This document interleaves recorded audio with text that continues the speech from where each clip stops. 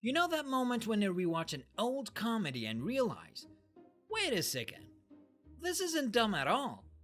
That's exactly what happens with Dumb and Dumber. It looks like a brainless road trip movie about two idiots, but behind all the goofy jokes is something a lot deeper. Because when you really look closely, one thing becomes clear. Harry, the soft spoken, loyal, dog grooming guy, might actually be the smartest person in the entire film. Not because he's book smart or clever, but because he's emotionally sharp, grounded, and quietly self aware in a way that Lloyd could never be. Harry's so called dumbness isn't just natural cluelessness, it's what psychologists call self handicapping, when someone acts less capable than they really are to protect themselves from conflict or disappointment. He doesn't argue and he doesn't compete, he just rolls with things to keep the peace. When Lloyd comes up with the absurd plan to drive to Aspen with a suitcase, Harry questions it. He knows it's ridiculous, but he still goes along because deep down he values friendship more than logic. That's not stupidity, that's emotional intelligence. And what's funny is, Lloyd, who thinks he's the brains, is actually the one blinded by ego. At the Aspen Ball, Harry wears blue and Lloyd wears bright orange, and that color choice isn't random. In color psychology, blue means calm, loyalty, and trust, and orange means ego, chaos, and overconfidence. So, right there, the film literally paints who's balanced and who's a mess.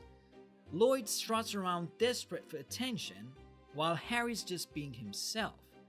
The scene plays like comedy, but it quietly tells you everything about their personalities.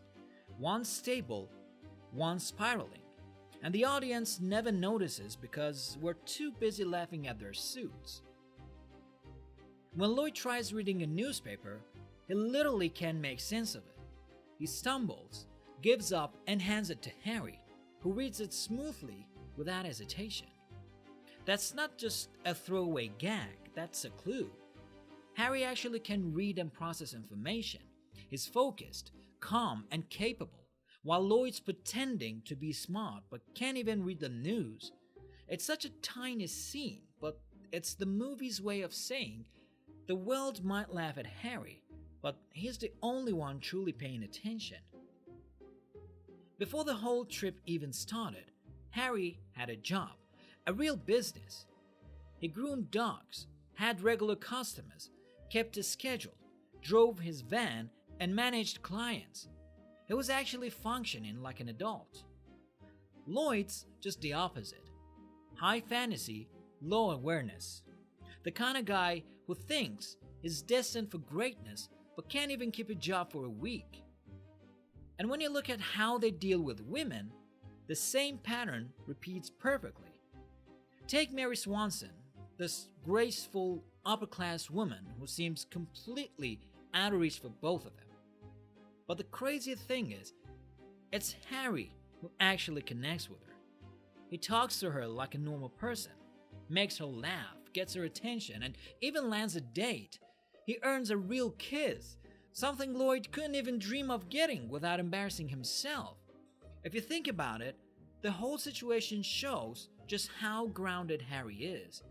He doesn't overthink, he doesn't overperform, he's just genuine. And if their relationship had continued, who knows? Maybe it would have worked. Because underneath the goofiness, Harry actually understands people. That's not a sign of low intelligence, that's social intelligence. And while Harry's forming real connections, Lloyd's busy chasing fantasies and making noise. You can really see that contrast in the diner scene, the one where Lloyd loses it and yells, "We got no food, we got no jobs, our pets' heads are falling off!" Lloyd spirals into panic, completely breaking down. Harry doesn't freak out. He listens, stays calm, and tries to cheer him up.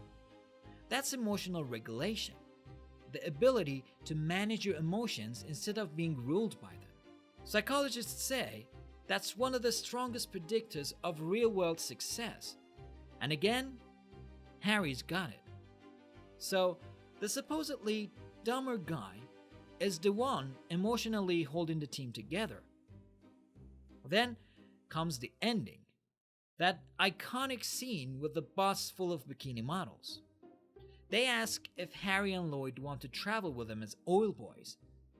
Harry politely says no, explaining they're dirty and there's another town up ahead where the girls can find help. Now, on the surface, it's hilarious, but look closer. He's actually being practical. He's thinking logically in the middle of chaos. Lloyd, of course, stops the bus again and sends it off in the wrong direction, proving he hasn't learned a single thing. Harry might look silly, but he's the only one grounded in reality. It's subtle, but that moment completely flips the dynamic between them. All of this ties back to something ancient in storytelling, the wise fool archetype. It's the idea of a character who looks clueless but ends up being the most enlightened person in the room. You see it in Forrest Gump, Don Quixote, and even Patrick Star. They don't overanalyze life, they just live it, purely and honestly. Harry fits that perfectly. He's the kind of person who sees the world exactly as it is, without ego or ambition clouding his judgment. And because of that, the audience feels safe with him. We laugh at him, but deep down, we know he's right. That's why the film works so well. It's not really about two idiots. It's about how easily we mistake kindness and simplicity for stupidity. So maybe Harry didn't know what Aspen was, but he knew loyalty, empathy, and peace. Things way rarer than intelligence. And maybe the real joke isn't about who's dumb or smart or dumber.